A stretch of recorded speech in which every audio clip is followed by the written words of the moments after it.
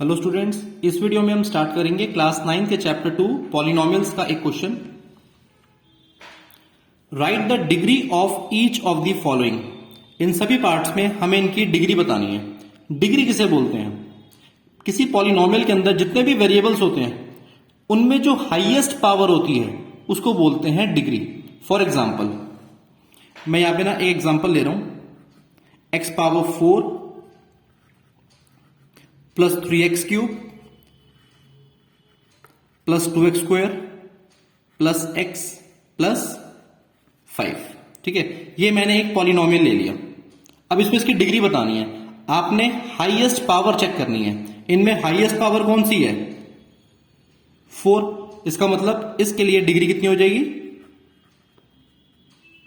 4। Simple, बस यही इस क्वेश्चन में बताना है आपको।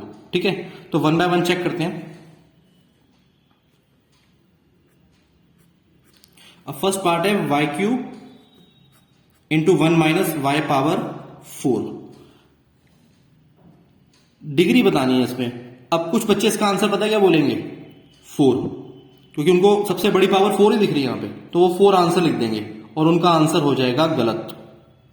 पहले इनको मल्टीप्लाई करो। मतलब किसी भी पॉलिनोमियल में आपको इस टाइप का जैसे पॉलिनोमियल दे रखा है जो आगे सॉल्व हो सकता है, पहले उसको सॉल्व करिए। आप सॉल्व करने के बाद जब जो एक्सप्रेशन आपको मिले ना उसमें चेक कीजिए हाईएस्ट पावर कौन सी है। ऐसे नहीं कि जो क्वेश्चन है एज इट इज देख के, जैसे मैंने एग्जांपल लिया यहां पे, अब ये आगे सॉल्व नहीं हो सकता था, है ना, तो इसलिए हम डायरेक्ट पावर के ऊपर चेक किया हमने कि कौन सी सबसे बड़ी पावर होनी चाहिए। बट हमने देखा इसमें कि y क्यूब इस ब्रैकेट से मल्टीप्लाई हो सकता है, तो पहले इन दोनों को मल्टीप्लाई कीजिए, देन जो सबसे बड़ी पावर होगी वो डिग्री मानी जाएगी। ठीक है, y क्यूब इंटू 1 हो जाएगा y cube into minus y power 4। पहले तो माइनस लगा लो। सेम बेसिस मल्टीप्लाई हो रहे हैं, y मल्टीप्लाई हो रहे हैं, तो इनकी पावर्स हो जाएंगी ऐड। तो 3 प्लस 4 7। नाउ अब क्या बोलेंगे आप? डिग्री क्या है? 7।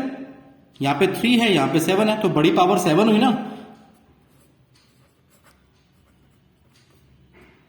डिग्री हो जाएगी 7। Now second part, √2।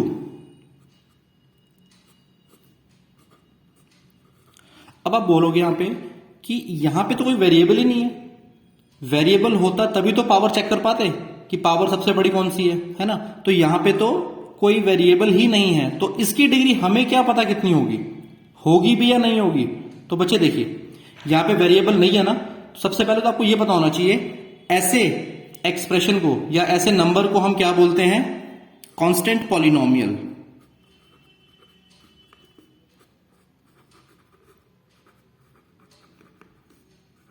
Constant polynomial मतलब ऐसा पॉलिनोमियल जिसके साथ कोई वेरिएबल ही नहीं होता। ठीक है ना, इंडिविजुअल नंबर होता है। अब वो चाहे रूट में हो या विदाउट रूट हो, सिर्फ नंबर हो, उसके साथ कोई वेरिएबल ना हो, ऐसे पॉलिनोमियल को हम कांस्टेंट पॉलिनोमियल बोलते हैं। और हमेशा ध्यान रखना, कांस्टेंट पॉलिनोमियल की डिग्री होती है 0। अब आप कहोगे आपको कैसे पता कि इसमें डिग्री 0 है? देखो, आपको एक छोटा सा एग्जांपल लेके देता हूं मैं यहां पे। इसको √2 ही लो। आप साथ में ना मैं एक वेरिएबल ले लेता हूं, x ले लिया मैंने, और x की पावर मैंने 0 डाल दी। और आपको बहुत अच्छे से पता है किसी भी वेरिएबल की पावर या किसी भी नंबर की पावर में अगर 0 है तो उसका आंसर कितना होगा? उसका 1। तो इसको हम बोल सकते हैं ना √2 इंटू 1 √2, यानी पावर 0 होने से ये वापस इतना पोर्शन 1 ही तो बन गया, वापस वही नंबर ही तो आ गया जो पहले हमें गिवन था, है ना। तो इसलिए इसको कांस्टेंट पॉलिनोमियल बोलते हैं और कांस्टेंट पॉलिनोमियल की डिग्री होती है 0।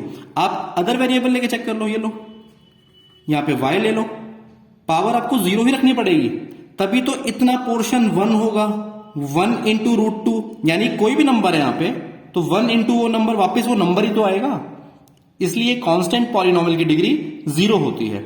ओके, और ये बहुत ही इंपॉर्टेंट क्वेश्चन है 1 मार्क में। अक्सर 1 मार्क में क्वेश्चन पूछा था एग्जाम के अंदर कि what is the degree of constant polynomial. तो वहां बच्चे कंफ्यूज हो जाते हैं कि क्या लिखें। तो आई थिंक आपको इस एग्जांपल से समझ आ गया होगा कि कांस्टेंट पॉलिनोमियल की डिग्री 0 मानी जाती है। ठीक है, नेक्स्ट, जीरो पॉलिनोमियल। यस, ये भी बहुत इंपॉर्टेंट क्वेश्चन है 1 मार्क में। ये भी एग्जाम में आता है कि what is the degree of zero polynomial. तो इसका आंसर क्या देंगे आप? जीरो पॉलिनोमियल का मतलब समझो पहले तो आप। जीरो पॉलिनोमियल का मतलब होता है जीरो। जीरो एक नंबर है ना, इसको आप जीरो पॉलिनोमियल भी कह सकते हैं। यानी यहां पे √2 था, यानी √2 के अलावा कोई और नंबर भी होता 1, 3, 5, -2, वो भी कांस्टेंट पॉलिनोमियल ही माना जाता।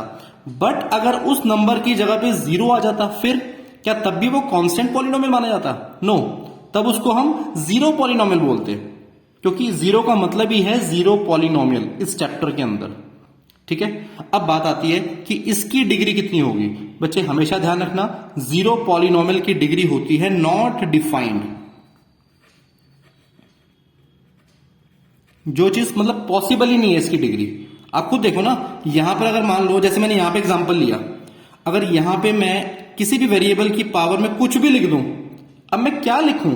ऐसे पॉसिबल नहीं है ना ये लिखना कुछ, है ना।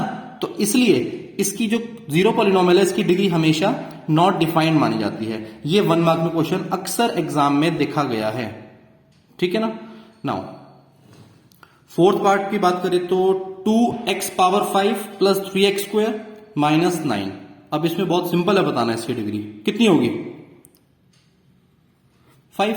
ठीक है ना, तो इसकी जो डिग्री हो जाएगी वो 5।